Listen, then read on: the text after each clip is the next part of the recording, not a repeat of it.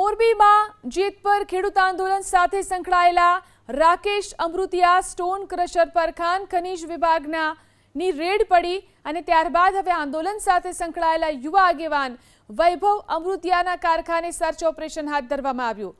સોકડા ગામના પાટિયા પાસે આવેલા તેમના ફેરોલી પાર્ટિકલ બોર્ડના કારખાના ઉપર ખાણ ખનીજ, મહિલા બાળ વિકાસ સહિતના વિભાગોની ટીમો પહોંચી।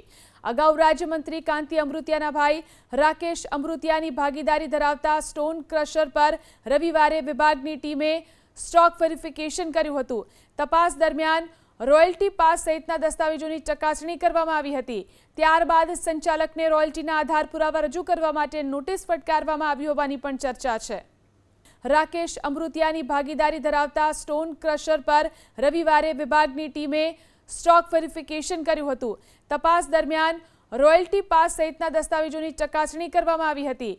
ત્યારબાદ સંચાલકને રોયલ્ટીના આધાર પુરાવા રજૂ કરવા માટે નોટિસ ફટકારવામાં આવી હોવાની પણ ચર્ચા છે।